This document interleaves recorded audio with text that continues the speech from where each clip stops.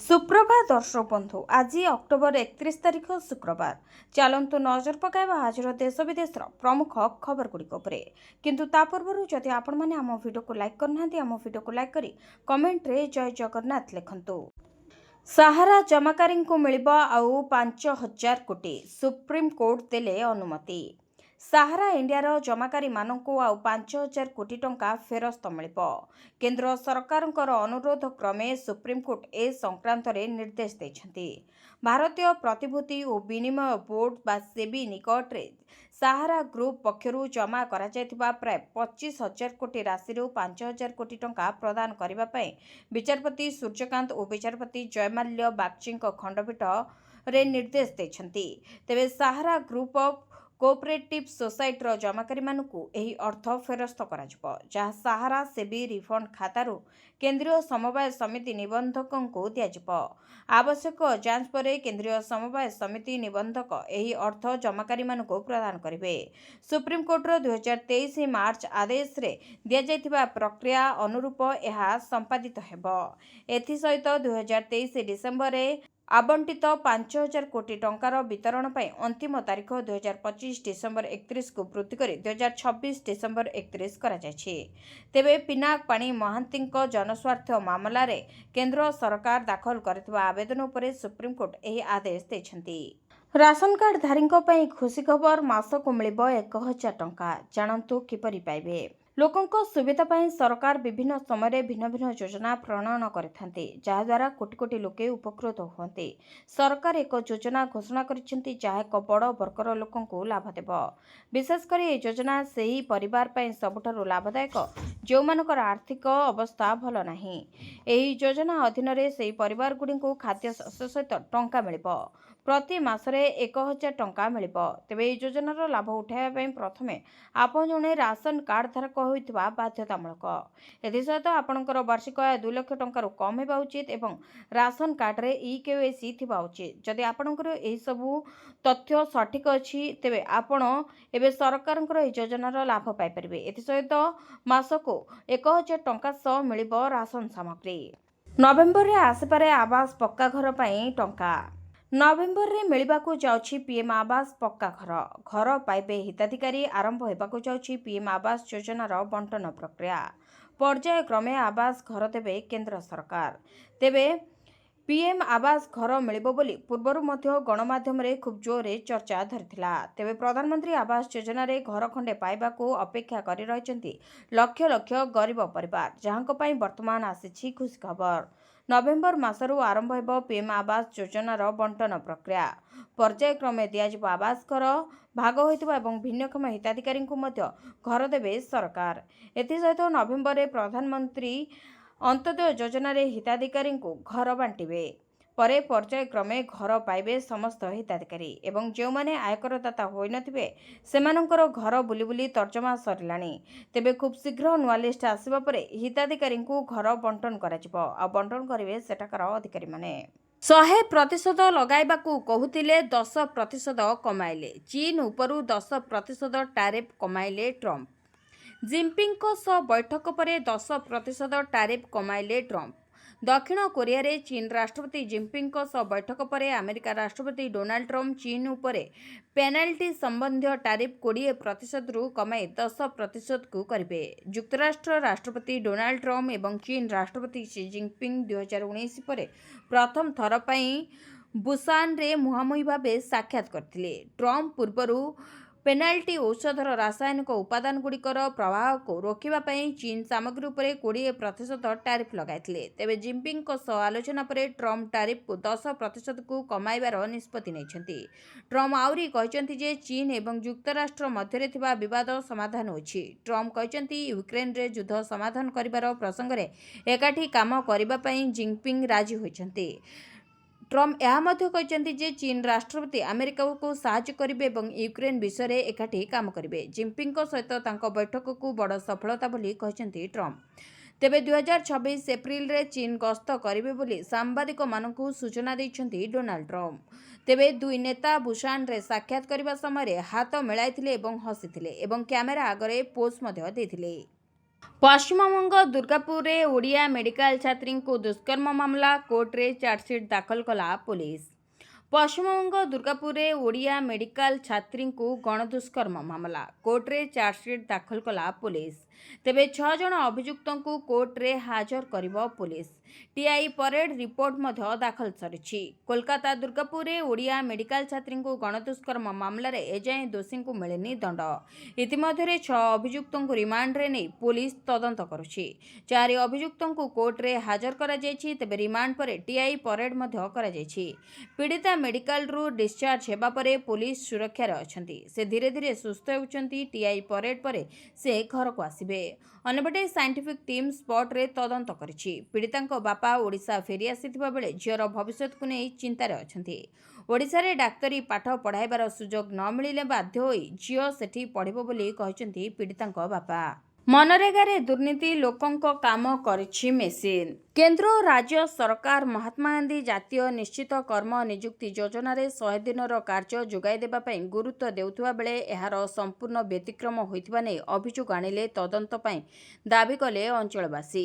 କଟକ ଜିଲ୍ଲା ନିଶ୍ଚିତ କୋଇଲି ବ୍ଲକ ଶାନ୍ତପୁର ଗାଁରେ ମନରେଗାରେ ବ୍ୟାପକ ଦୁର୍ନୀତି ଓ ଅନିୟମିତତା ଅଭିଯୋଗ ହୋଇଛି। ମନରେଗାରେ ଶାନ୍ତପୁର ଦଳାଇ ସାହିରୁ କୁଞ୍ଜବନ ପର୍ଯ୍ୟନ୍ତ 9 ଲକ୍ଷ ଟଙ୍କାରେ ତିଆରି ହୋଇଛି ରାସ୍ତା, ଯାହା ଅତ୍ୟନ୍ତ ନିମ୍ନମାନର। ହାତ ମାରିଲେ ନାଲିଗୋଡ଼ି ଉଡ଼ିଯାଉଛି। ଖାଲି ସେତିକି ନୁହେଁ, ଏଠି ଲୋକଙ୍କ ବଦଳରେ ଜେସିବି ଟ୍ରାକ୍ଟରରେ କାମ କରି ଜବ୍ କାର୍ଡଧାରୀଙ୍କ ନାଁରେ ହୋଇଛି 5 ଲକ୍ଷର ବିଲ୍। ମିଳିଥିବା ତଥ୍ୟ ଅନୁଯାୟୀ ଗାଁରେ 100 ଜବ୍ କାର୍ଡଧାରୀ ଥିବା ସତ୍ତ୍ୱେ ବାହାର ବ୍ୟକ୍ତିଙ୍କୁ କାମ ମିଳିଛି। ବ୍ଲକ ଓ ପଞ୍ଚାୟତ ସ୍ତରୀୟ କର୍ମଚାରୀ ଏବଂ ବିଭାଗୀୟ ବାବୁ ମିଳିମିଶି ଲକ୍ଷ ଲକ୍ଷ ଚଳୁ କରିଥିବା ଅଭିଯୋଗ ଆଣିଛନ୍ତି ଅଞ୍ଚଳବାସୀ। ଦୁର୍ନୀତିରେ ସମ୍ପୃକ୍ତଙ୍କ ବିରୋଧରେ କାର୍ଯ୍ୟାନୁଷ୍ଠାନ ଗ୍ରହଣ କରିବାକୁ ଦାବି କରିଛନ୍ତି ଲୋକେ, ନଚେତ୍ ଆନ୍ଦୋଳନ ନେଇ ଦେଇଛନ୍ତି ଚେତାବନୀ। ଏହି ଦିନ ଚାଷୀଙ୍କ ଖାତାକୁ ଆସିପାରେ 2000 ଟଙ୍କା। ଜାଣନ୍ତୁ ସମ୍ପୂର୍ଣ୍ଣ ଖବର। କେନ୍ଦ୍ର ସରକାର ଚାଷୀଙ୍କ ପାଇଁ ଅନେକ ଯୋଜନା କାର୍ଯ୍ୟକାରୀ କରିଛନ୍ତି, ଯାହା ଲକ୍ଷ ଲକ୍ଷ ଚାଷୀଙ୍କୁ ସିଧାସଳଖ ଲାଭ ପହଞ୍ଚାଉଛି। ତେବେ ଦେଶର ଅନେକ ଚାଷୀ ଆଜି ବି ଆର୍ଥିକ ଭାବରେ ଅସୁରକ୍ଷିତ ଅଛନ୍ତି। ତେଣୁ ସେମାନଙ୍କୁ ସହାୟତା ପ୍ରଦାନ କରିବା ପାଇଁ ପ୍ରଧାନମନ୍ତ୍ରୀ କିଷାନ ସମ୍ମାନ ନିଧି ଯୋଜନା ଆରମ୍ଭ କରାଯାଇଥିଲା। ଏହି ଯୋଜନା ଅଧୀନରେ ଚାଷୀମାନେ ପ୍ରତିବର୍ଷ 6000 ଅନୁଦାନ ପାଆନ୍ତି। ଏହା 3ଟି କିସ୍ତିରେ ସିଧାସଳଖ ଚାଷୀଙ୍କ ଆକାଉଣ୍ଟକୁ ପଠାଯାଇଥାଏ। ଏପର୍ଯ୍ୟନ୍ତ ଯୋଜନାର 20ଟି କିସ୍ତି ଜାରି କରାଯାଇସାରିଛି।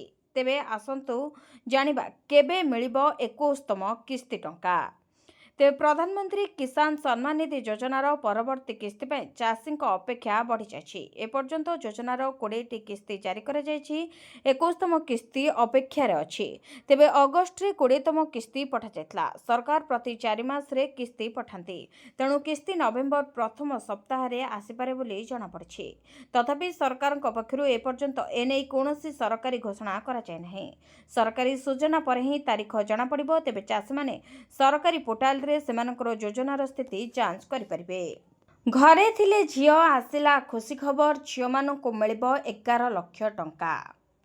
କେନ୍ଦ୍ର ସରକାରଙ୍କ ପକ୍ଷରୁ ଅନେକ ପ୍ରକାର ସେଭିଂ ଯୋଜନା କାର୍ଯ୍ୟକାରୀ ହେଉଛି, ଯାହାକି ସାଧାରଣ ଲୋକଙ୍କ ପାଇଁ ବେଶ୍ ଲାଭଦାୟୀ ସାବ୍ୟସ୍ତ ହେଉଛି। ସରକାରଙ୍କର ଏଭଳି ଏକ ଯୋଜନା ହେଉଛି ସୁକନ୍ୟା ସମୃଦ୍ଧି ଯୋଜନା, ଯାହା କନ୍ୟା ସନ୍ତାନଙ୍କ ସୁରକ୍ଷିତ ଭବିଷ୍ୟତକୁ ଦୃଷ୍ଟିରେ ରଖି ପ୍ରଣୟନ କରାଯାଇଛି। ବର୍ତ୍ତମାନ ଏହି ସ୍କିମ୍ରେ ସରକାରଙ୍କ ପକ୍ଷରୁ ମିଳୁଥିବା 8% ଲାଭାଂଶକୁ ବୃଦ୍ଧି କରାଯାଇ 8.2% କରାଯାଇଛି। ଏହି ସ୍କିମ୍ରେ ଆପଣ 15 ବର୍ଷ ପର୍ଯ୍ୟନ୍ତ ଝିଅ ନାଁରେ ବ୍ୟାଙ୍କରେ ଏକ ଆକାଉଣ୍ଟ ଖୋଲି ଟଙ୍କା ଜମା କରିପାରିବେ। ବର୍ଷକୁ 250 ଟଙ୍କାରୁ ଆରମ୍ଭ କରି 1.5 ଲକ୍ଷ ଟଙ୍କା ପର୍ଯ୍ୟନ୍ତ ଆପଣ ନିବେଶ କରିପାରିବେ। ଯଦି ଆପଣ ଏହି ସ୍କିମ୍ରେ ମାସିକ 2000 ଟଙ୍କା 15 ବର୍ଷ ପାଇଁ ନିବେଶ କରନ୍ତି, ତେବେ 3,60,000 ଟଙ୍କା ଜମା କରି 21 ବର୍ଷ ପରେ 11 ଲକ୍ଷ ଟଙ୍କା ପାଇପାରିବେ। ତେଣୁ ତୁରନ୍ତ ଏହି ସୁକନ୍ୟା ସମୃଦ୍ଧି ଯୋଜନାରେ ନିବେଶ କରନ୍ତୁ ଏବଂ ଏହାର ଲାଭ ଉଠାନ୍ତୁ। ପ୍ରଧାନମନ୍ତ୍ରୀଙ୍କ ଉଜ୍ଜ୍ୱଳା ଯୋଜନା ଗରିବଙ୍କ ପାଇଁ ଆଶୀର୍ବାଦ। କେନ୍ଦ୍ର ସରକାରଙ୍କ ପ୍ରଧାନମନ୍ତ୍ରୀ ଉଜ୍ଜ୍ୱଳା ଯୋଜନା ଓଡ଼ିଶାର ଗ୍ରାମ ଓ ଗରିବ ପରିବାରଙ୍କ ପାଇଁ ଏକ ଆଶୀର୍ବାଦ ସାବ୍ୟସ୍ତ ହୋଇଛି। ଏହି ଯୋଜନା ଅନୁସାରେ ଗରିବ ମହିଳାଙ୍କୁ ମାଗଣାରେ LPG ଗ୍ୟାସ୍ ସିଲିଣ୍ଡର ଓ ଚୁଲା ଦିଆଯାଇଛି। ଓଡ଼ିଶାରେ ଲକ୍ଷାଧିକ ମହିଳା ଏହି ଯୋଜନା ଦ୍ୱାରା ଲାଭ ପାଇଛନ୍ତି। ତେବେ ପୂର୍ବରୁ ଯେଉଁମାନେ କାଠ ଓ ଜଳା ଜାଳ ଜାଳି ଖାଇବା ରୋଷେଇ କରୁଥିଲେ ସେମାନେ ଏବେ ସ୍ୱଚ୍ଛ ଗ୍ୟାସ୍ରେ ରନ୍ଧାବଢ଼ା କରି ସୁସ୍ଥ ଜୀବନ ବଞ୍ଚୁଛନ୍ତି। ଧୂଆଁମୁକ୍ତ ଘର, ସୁସ୍ଥ ସ୍ୱାସ୍ଥ୍ୟ ଓ ମହିଳା ସଶକ୍ତିକରଣ ଏହି 3 ଦିଗରେ ଉଜ୍ଜ୍ୱଳା ଯୋଜନା ନୂଆ ଇତିହାସ ଲେଖିଛି। ତେବେ ସରକାରଙ୍କ ପକ୍ଷରୁ ପ୍ରତିବର୍ଷ 12ଟି ସିଲିଣ୍ଡର ସବସିଡି ରେଟ୍ରେ ଦିଆଯାଉଛି ଏବଂ କେତେକ ସମୟରେ ମାଗଣା ରିଲିଫ୍ ସୁବିଧା ମଧ୍ୟ ମିଳୁଛି। ତେବେ ଆସନ୍ତୁ ଜାଣିବା ନୂଆ ଆବେଦନ କିପରି ଆପଣ କରିପାରିବେ। ତେବେ ପ୍ରଧାନମନ୍ତ୍ରୀ ଉଜ୍ଜ୍ୱଳା ଯୋଜନାର ସରକାରୀ ୱେବସାଇଟ୍ www.pmuy.gov.in କୁ ଯାଇ ଆପଣଙ୍କ ଗ୍ୟାସ୍ କମ୍ପାନୀ ବା ଇଣ୍ଡିଆନ୍ ଏଚ୍ପି ଗ୍ୟାସ୍ କିମ୍ବା ଭାରତ ଗ୍ୟାସ୍ ବାଛନ୍ତୁ। ଏହାପରେ ଅନଲାଇନ୍ ଆବେଦନ ଫର୍ମ ଭରନ୍ତୁ। ନାମ, ଆଧାର ନମ୍ବର, ଠିକଣା ଓ ଯୋଗାଯୋଗ ସୂଚନା ଦିଅନ୍ତୁ। ଏହାପରେ ଆବେଦନ ସବମିଟ୍ କରିବା ପରେ ଆପଣଙ୍କୁ ନିକଟସ୍ଥ ଗ୍ୟାସ୍ ଡିଲର ପକ୍ଷରୁ ଯୋଗାଯୋଗ କରାଯିବ। ସେହିପରି ଅଫଲାଇନ୍ରେ ମଧ୍ୟ ଆପଣମାନେ ଆବେଦନ କରିପାରିବେ। ଏନେଇ ନିକଟସ୍ଥ ଗ୍ୟାସ୍ ଏଜେନ୍ସି କିମ୍ବା ବ୍ଲକ ଅଫିସକୁ ଯାଇ ଫର୍ମ ନିଅନ୍ତୁ। ଫର୍ମ ସହିତ ଆଧାର କାର୍ଡ, ରାସନ କାର୍ଡ ଓ ପାସପୋର୍ଟ ସାଇଜ୍ ଫଟୋ ଲଗାନ୍ତୁ। ଫର୍ମ ଜମା କରିଦିଅନ୍ତୁ। ପରେ ସତ୍ୟାପନ ହେବ ଓ ଗ୍ୟାସ୍ ସଂଯୋଗ ମିଳିଯିବ। ତେବେ ଉଜ୍ଜ୍ୱଳା ଯୋଜନା ମାତ୍ର ଏକ ସୁବିଧା ନୁହେଁ, ଏହା ହେଉଛି ଓଡ଼ିଶାର ମହିଳାଙ୍କର ସମ୍ମାନ, ସୁରକ୍ଷା ଓ ସ୍ୱାଧୀନତାର ପ୍ରତୀକ। ଗୋଟିଏ ଦିନରେ 4,100 କମିଲା ସୁନା ରେଟ୍। 10 ଦିନ ମଧ୍ୟରେ 11,000 ଟଙ୍କା ହ୍ରାସ। ଦୀପାବଳିର 9 ଦିନ ପରେ ମଧ୍ୟ ସୁନା ମୂଲ୍ୟରେ ନିରନ୍ତର ହ୍ରାସ ଜାରି ରହିଛି। ପ୍ରତି ଭରି ସୁନା ମୂଲ୍ୟ 4,100 ଟଙ୍କା ହ୍ରାସ ପାଇଛି, ଯାହା ନୂତନ ମୂଲ୍ୟ 1,21,800 ଟଙ୍କାକୁ ଆସିଛି। ତେବେ ରୂପା ମଧ୍ୟ 6,250 ଟଙ୍କା ହ୍ରାସ ପାଇଛି। ବିଶ୍ୱ ସ୍ତରରେ ସୁନା ମୂଲ୍ୟ ପ୍ରତି ଆଉନ୍ସ $4,000 ତଳକୁ ଖସିଯାଇଛି। ସୁନା 3 ସପ୍ତାହ ମଧ୍ୟରେ ସର୍ବନିମ୍ନ ସ୍ତରକୁ ପହଞ୍ଚିଛି। ଗତ 10 ଦିନ ମଧ୍ୟରେ ସୁନା ମୂଲ୍ୟ ପ୍ରାୟ 11,000 ଟଙ୍କା ହ୍ରାସ ପାଇଛି। ଭୁବନେଶ୍ୱରରେ ସୁନା ଦର 24 କ୍ୟାରେଟ୍ 10 ଗ୍ରାମ ପିଛା 1,22,410 ଟଙ୍କା ଥିବାବେଳେ 22 କ୍ୟାରେଟ୍ 10 ଗ୍ରାମ ପିଛା 1,12,210 ରହିଛି। ସେହିପରି 18 କ୍ୟାରେଟ୍ ସୁନା ଦର 10 ଗ୍ରାମ ପିଛା 91,810 ଟଙ୍କା ଅଛି। ତେବେ ରୂପା ଦରରେ ମଧ୍ୟ ସମାନ ପରିବର୍ତ୍ତନ ଦେଖିବାକୁ ମିଳିଛି। ରୂପା ମୂଲ୍ୟ 6,250 ଟଙ୍କା ହ୍ରାସ ପାଇ ପ୍ରତି କିଲୋଗ୍ରାମ 1,45,000କୁ ଖସି ଆସିଛି। ତେବେ ରୂପା ମୂଲ୍ୟ ପ୍ରତି କିଲୋଗ୍ରାମ ସୋମବାର ଦିନ 1,51,250ରେ ରହିଥିଲା। 30 ବର୍ଷ ପରେ ପରମାଣୁ ଟେଷ୍ଟ କରିବ ଆମେରିକା, ଟ୍ରମ୍ପଙ୍କ ବୟାନରେ ସାରା ବିଶ୍ୱ ଥରହର। ଦକ୍ଷିଣ କୋରିଆର ବୁସାନରେ ଆମେରିକା ରାଷ୍ଟ୍ରପତି ଡୋନାଲ୍ଡ ଟ୍ରମ୍ପ ଏବଂ ଚୀନ ରାଷ୍ଟ୍ରପତି ସି ଜିନପିଙ୍ଗଙ୍କ ମଧ୍ୟରେ ହୋଇଥିବା ବୈଠକ ବିଶ୍ୱ ରାଜନୀତିରେ ହଇଚଇ ସୃଷ୍ଟି କରିଛି। ଦୁଇ ନେତା ହାତ ମିଳାଇ ସୂଚାଇ ଦେଇଛନ୍ତି ଯେ ଆମେରିକା ଚୀନ ବାଣିଜ୍ୟ ଚୁକ୍ତି ଉପରେ ଆଲୋଚନା ଆଗକୁ ବଢ଼ିପାରିବ। ତଥାପି ଏହି ବୈଠକ ପୂର୍ବରୁ ଟ୍ରମ୍ପଙ୍କ ଏକ ଗୁରୁତ୍ୱପୂର୍ଣ୍ଣ ବିବୃତ୍ତି ସାମ୍ନାକୁ ଆସିଥିଲା। ଟ୍ରମ୍ପ ଘୋଷଣା କରିଥିଲେ ଯେ ସେ ପେଣ୍ଟାଗନ୍କୁ ପରମାଣୁ ଅସ୍ତ୍ର ପରୀକ୍ଷଣ ଆରମ୍ଭ କରିବାକୁ ନିର୍ଦ୍ଦେଶ ଦେଇଛନ୍ତି।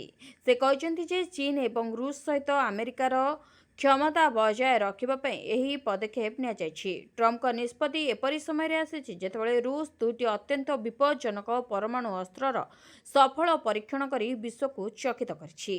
ତେବେ ଅକ୍ଟୋବର 28 ତାରିଖରେ ରୁଷ ପୋସାଇଡନ୍ ନାମକ ଏକ ସାମୁଦ୍ରିକ ପରମାଣୁ ଡ୍ରୋନ୍ ସଫଳତାର ସହ ପରୀକ୍ଷଣ କରିଥିଲା। ରାଷ୍ଟ୍ରପତି ଭ୍ଲାଦିମିର୍ ପୁଟିନ୍ ଦାବି କରିଥିଲେ ଯେ ଡ୍ରୋନ୍ର ପରମାଣୁ ଶକ୍ତି କେନ୍ଦ୍ର ବୁରେଭେଷ୍ଟନିକ୍ କ୍ରୁଜ୍ ମିସାଇଲ୍ ଅପେକ୍ଷା 1000 ଗୁଣ ଅଧିକ ଶକ୍ତିଶାଳୀ। ପୁଟିନ୍ ଏହା ମଧ୍ୟ କହିଥିଲେ ଯେ ଏହି ଅସ୍ତ୍ରକୁ କେହି ରୋକିପାରିବେନି, ଅର୍ଥାତ୍ ଏହାକୁ ବନ୍ଦ କରିବା ଅସମ୍ଭବ। ପୋସାଇଡନ୍ 100 ମେଗାଟନ୍ ପରମାଣୁ ଯୁଦ୍ଧାସ୍ତ୍ର ବହନ କରିପାରିବ, ଯାହା ହିରୋସୀମାରେ ପକାଯାଇଥିବା ବୋମା ଅପେକ୍ଷା 6,600 ଗୁଣ ଅଧିକ ବିସ୍ଫୋରକ। One nation one police uniform ନେଇ କେନ୍ଦ୍ରର ତନାଖନା। ଓଡ଼ିଶା ପୋଲିସକୁ ଲେଖିଲେ ଚିଠି। ଏଣିକି ସବୁ ରାଜ୍ୟରେ ପୋଲିସ ପିନ୍ଧିବେ ସମାନ ପୋଷାକ। ଏକ ଦେଶ ଏକ ପୋଲିସ ୟୁନିଫର୍ମ ନୀତି ଶୀଘ୍ର ଭାରତ ସାରା କାର୍ଯ୍ୟକାରୀ ହେବ। ବିଭିନ୍ନ ରାଜ୍ୟରେ ଆଉ ଅଲଗା ଅଲଗା ପୋଲିସ ୟୁନିଫର୍ମ ରହିବ ନାହିଁ। ଏନେଇ କେନ୍ଦ୍ର ଗୃହ ମନ୍ତ୍ରଣାଳୟ ଓଡ଼ିଶା ସହିତ 16ଟି ରାଜ୍ୟ ଓ କେନ୍ଦ୍ରଶାସିତ ଅଞ୍ଚଳରୁ ପୋଲିସ ପୋଷାକ ଉପରେ ସୂଚନା ମାଗିଛନ୍ତି। ତେବେ ରାଙ୍କ ଅନୁଯାୟୀ ପୋଲିସ ଅଧିକାରୀ ଓ କର୍ମଚାରୀଙ୍କର କ'ଣ ପୋଷାକ ପିନ୍ଧୁଛନ୍ତି ସେ ସମ୍ପର୍କରେ ତଥ୍ୟ ମଗାଯାଇଛି। ଏଥିସହିତ ପୋଷାକର ଦାମର ମଧ୍ୟ ତଥ୍ୟ ଦେବାକୁ କୁହାଯାଇଛି। ଓଡ଼ିଶା ସହ ଆନ୍ଧ୍ରପ୍ରଦେଶ, ଅରୁଣାଚଳ ପ୍ରଦେଶ, ଆସାମ, ଗୋଆ, ହିମାଚଳ ପ୍ରଦେଶ, ଝାଡ଼ଖଣ୍ଡ, କେରଳ, ମଣିପୁର, ମେଘାଳୟ मेघालय, नागालैंड, ओडिशा, सिक्किम, तेलंगाना, त्रिपुरा, उत्तराखंड एवं पश्चिमबंग डीजीपी को तथ्य देवाकू निर्देश देछंती। मंत्रालय समस्त राज्य को नवेम्बर 4 तारिख सुधा आवश्यक सूचना दाखल करने निर्देश देछंती। केन्द्रर चिठी पर डीजीपी कंट्रोल रूम राज्य पुलिस हेडक्वार्टर को आवश्यक विवरणी जोगाइबाकू निर्देश दिया जायछि। नुआ नियम ईपीएफ अकाउंट थिले मिलिबो 50,000 टंका। देशर लक्ष लक्ष ईपीएफ अकाउंटधारी सरकार आनिछंती खुशी खबर। ईपीएफओर ईडीएल योजनार नियम रे एक बड़ परिवर्तन आसीछि। श्रम एवं नियुक्ति मंत्रालय एही परिवर्तन करिछि। विज्ञप्ति अनुसार एबे जदि जने कर्मचारी पीएफ बैलेंस 50,000 कम थाए तेबे मध्य तांको मृत्यु परे कर्मचारी परिवार को अति कम रे 50,000 टंकार बीमार लाभ मिलिबो। पूर्वरु एही लाभ पाइबा पई कर्मचारी अकाउंट रे निर्दिष्ट बैलेंस रहबा आवश्यक थिला, किंतु वर्तमान एही शर्त को हटाई दिया जायछि। यह कर्मचारी मानकु लाभ देव जो माने कम दरमा क्षेत्र रे काम करुछंती एवं जो मानकर अन्य कोनोसी बीमा सुरक्षा नाही। केवल एतिकी नुहे, जदि जने कर्मचारी चाकरी समय रे शेष पीएफ आवेदन रो 6 मास मध्य रे मृत्युवरण करते तेबे एही योजना अधीन बा एही योजना अनुसार परिवार को बीमा प्रदान कराजिबो बोली जना पड़िछि। अष्टम वेतन आयोग को मिलिला मंजूरी, 50 लाख कर्मचारी हेबे उपकृत। केंद्र सरकार अष्टम वेतन कमिशन टर्म्स ऑफ रेफरेंस को मंजूरी प्रदान करिसेंते। केंद्र सरकारंकर एही निष्पत्ति फल 50 लाख केंद्रीय कर्मचारी और 69 लाख पेंशनधारी उपकृत होबाकू चाहछंती। सूचना और प्रजुक्ति विद्या मंत्री अश्विनी वैष्णव एने सूचना देछंती। तांको सूचना मुताबक अष्टम वेतन कमिशन 18 मास मध्य सुपारिश प्रदान करिवे। तेबे सरकार जनवरी मासरे एने कमिशन सेटअप करने को मंजूरी प्रदान करथिले। एबे टर्म्स ऑफ रेफरेंस मिलिबा परे तुरंत कमिशन तार कार्य आरंभ करिबो। एही कमिशन सैलरी स्ट्रक्चर, पेंशन और अन्यान्य भत्ता नहीं सरकार को परामर्श देबो। तेबे कैबिनेट रो सूचना मुताबक अष्टम वेतन कमिशन पई एक स्थायी कमिटी हेबो। एथिरे जणे चेयरपर्सन, जणे रिपोर्ट टाइम मेंबर एवं जणे मेंबर सेक्रेटरी शामिल हेबे। सरकार कहिसंती कि टर्म्स ऑफ रेफरेंस प्रस्तुत बेले मंत्रालय, राज्य और कर्मचारी प्रतिनिधि परामर्श दियाजिबो। पोस्ट ऑफिस रो नुआ स्कीम मात्र 50 टंका संचय करी पांतु 35 लाख टंका। जदि आपण कौनसी विपद बिना एक सुरक्षित निवेश खोजुचंती तेबे भारतीय डाका विभाग रो ग्राम्य सुरक्षा योजना आपणक पई एक उत्तम विकल्प होई पारे। एही योजना विशेष भाव में सही लोकमानक पई डिजाइन करा जायछि जो माने कम समय अति मध्य दीर्घकालीन पई एक बड़ पांठी सृष्टि करबाकू चाहती। एही योजनार सबठारु बड़ विशेषत्व हेउछि जे दैनिक केवल 50 अर्थात प्रति मासरे 500 निवेश करी आपण मैच्योरिटी 35 लाख पर्यंत पांठी पाई परिबे। एही योजना भारतीय डाक विभाग ग्रामीण डाक जीवन बीमा अधीन रे कार्यकारी करे, जहाकू ग्रामीण एवं अर्ध शहरी अंचलर लोकमानकू ध्यान रे रखी स्वतंत्र भाव में डिजाइन करा जायछि। एथिरे आपण अति कम रे 10,000 एवं सर्वाधिक 10 लाख बीमा कभर करिपरिबे। नवेम्बर 1 रु तहसील ऑफिस रे जमी किणाबिका, राजस्व मंत्री सुरेश पुजारी सूचना। नवेम्बर 1 रु तहसील ऑफिस रे होई परिबो जमी किणाबिका, एने सूचना दैछंती राजस्व मंत्री सुरेश पुजारी। तेबे जमी किणिबा नै स्पष्ट होइथिबा समस्या बे दूर होइछि। प्रथमे 44 तहसील ऑफिस रे जमी किणाबिका आरंभ हेबो बोली राजस्व मंत्री सुरेश पुजारी सूचना दैछंती। एनिके ऑनलाइन रे स्लॉट बुक करी तहसील ऑफिस रे जमी पंजीकरण करि परिबे लोके। नवेम्बर 1 रे मुख्यमंत्री मोहन चरण माझी याकू शुभारंभ करिबो बोली राजस्व मंत्री सुरेश पुजारी कहचंती। एही कर्मचारींकर बढ़िबो दरमा, सरकार कले बड़ घोषणा। केंद्र सरकार सार्वजनीन क्षेत्र कंपानी रे कार्यरत अधिकारी एवं अणसंघीय पर्यवेक्षकों पई शिल्प महंगा भत्ता पई नूतन हार प्रकाश करिसेंती। एही संशोधित हार 1 अक्टोबर 2025 रु लागू हेबो। आदेश अनुसार एही परिवर्तन 1987, 1992, 1997, 2007 एवं 2017 दरमा स्केल रे काम करुवा कर्मचारी मानक पई प्रযোज्य हेबो।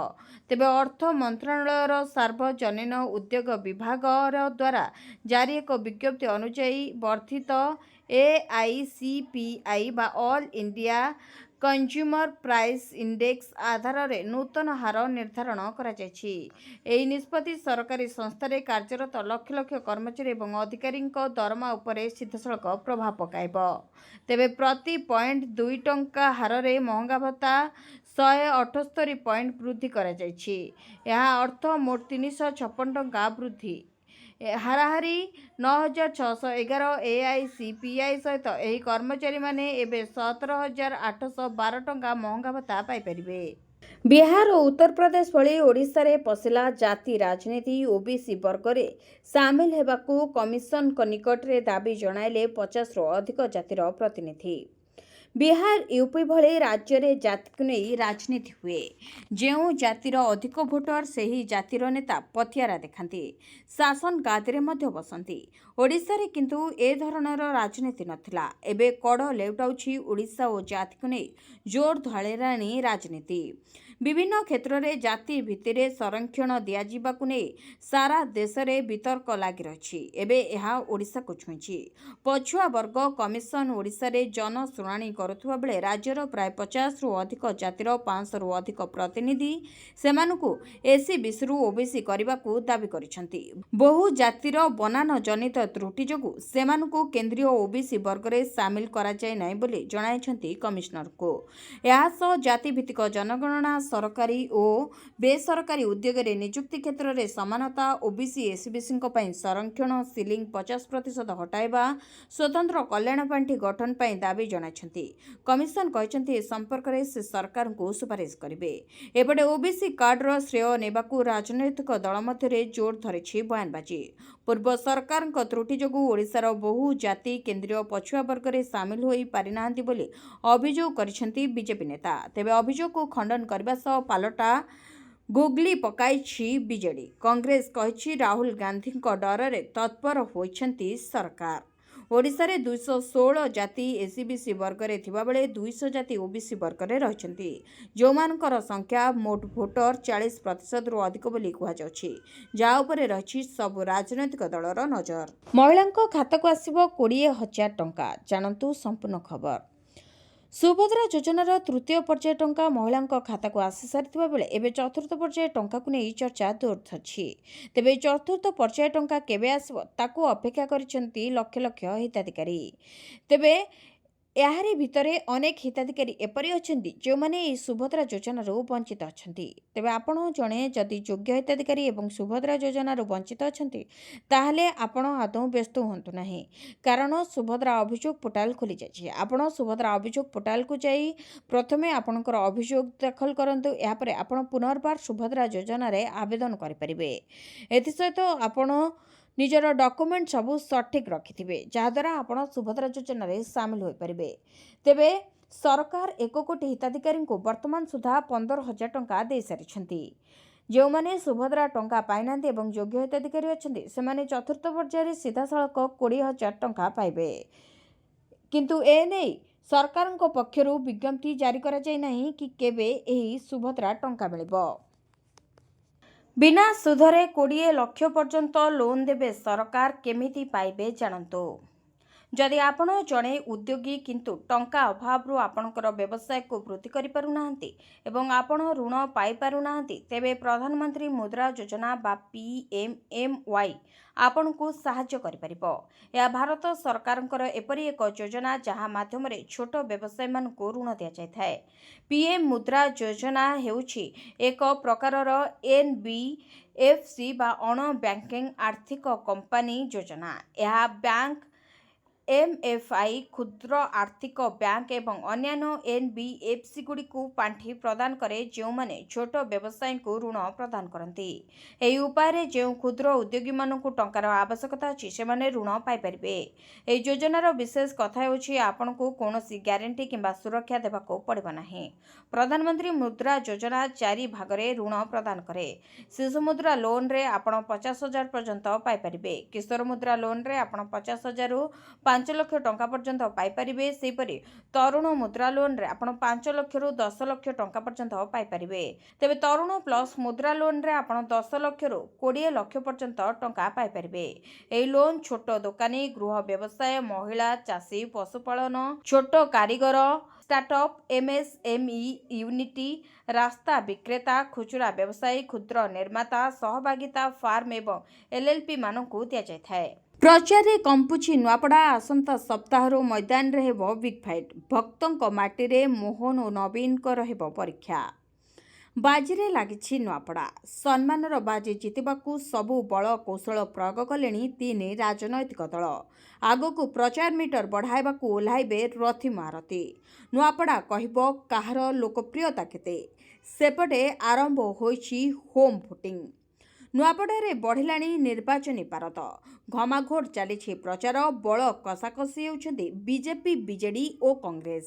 ଆଉ ପ୍ରଚାରର ବୁଷ୍ଟର ଡୋଜ୍ ଦେବାକୁ ମଇଦାନକୁ ଓହ୍ଲାଇବେ ବିଜେପିର ଷ୍ଟାର ପ୍ରଚାରକ ମୁଖ୍ୟମନ୍ତ୍ରୀ ମୋହନ ମାଝୀ ଓ ବିଜେଡି ମଙ୍ଗୁଆଳ ନବୀନ ପଟ୍ଟନାୟକ। ନୂଆପଡ଼ା ମୁକାବିଲା ମଇଦାନରେ ଆମ୍ନା ସାମ୍ନା ହେବେ ଏହି ଦୁଇ ହେଭିୱେଟ୍। ଆସନ୍ତା ସପ୍ତାହରେ 2 ଦିନିଆ ପ୍ରଚାରରେ ଯିବେ ମୋହନ ମାଝୀ। ଅନେକ ସ୍ଥାନରେ ସମାବେଶ ସହିତ ରୋଡ୍ ଶୋ କାର୍ଯ୍ୟକ୍ରମ ମଧ୍ୟ ରହିଛି। ସେପରି ନବୀନ ପଟ୍ଟନାୟକ ଆସନ୍ତା 3 ଓ 7ରେ ପ୍ରାର୍ଥୀଙ୍କ ପାଇଁ ପ୍ରଚାର କରିବେ। ପିସିସି ସଭାପତି ଭକ୍ତଚରଣ ଦାସଙ୍କ ନିର୍ବାଚନ ମଣ୍ଡଳୀରେ ଏ ପରୀକ୍ଷା ହେବ। ଗ୍ରାଉଣ୍ଡରେ ପୂରା ଦମରେ ପ୍ରଚାର ଚଳାଇଛି କଂଗ୍ରେସ। ବିଜେପି ବିଜେଡିକୁ ମାତ ଦେବା ଲାଗି ଆଗକୁ କଂଗ୍ରେସର ରଥୀ ମହାରଥୀ ପ୍ରାର୍ଥୀ ଘାସିରାମ ମାଝୀଙ୍କ ପାଇଁ ପ୍ରଚାର କରିବେ। ତେଲେଙ୍ଗାନା ମୁଖ୍ୟମନ୍ତ୍ରୀ ରେବନ୍ତ ରେଡ୍ଡି, ଛତିଶଗଡ଼ର ପୂର୍ବତନ ମୁଖ୍ୟମନ୍ତ୍ରୀ ଭୂପେଶ ବଘେଲ ପ୍ରଚାରରେ ସାମିଲ ହୋଇପାରନ୍ତି। ସେପରି ରାଜ୍ୟସ୍ତରୀୟ ସବୁ ତୁଙ୍ଗ ନେତା ଭୋଟରଙ୍କ ଆଗକୁ ଯିବେ। ତେବେ ନୂଆପଡ଼ାରେ ଆରମ୍ଭ ହେଲା ହୋମ୍ ଭୋଟିଂ। ଘରେ ବସି ଭୋଟ ଦେଲେ ବୟସ୍କ ଭୋଟର। ନିର୍ବାଚନ ମଣ୍ଡଳୀରେ ମୋଟ 251 ଭୋଟର ହୋମ୍ ଭୋଟିଂ ଜରିଆରେ ନିଜ ମତାଧିକାର ସାବ୍ୟସ୍ତ କରିଛନ୍ତି। ତେବେ 20 ତାରିଖରୁ 2 ତାରିଖ ପର୍ଯ୍ୟନ୍ତ ହୋମ୍ ଭୋଟିଂ ହେବ। ଏଥିପାଇଁ ନୂଆପଡ଼ାରେ 14ଟି ଟିମ୍ ଗଠନ କରାଯାଇଛି।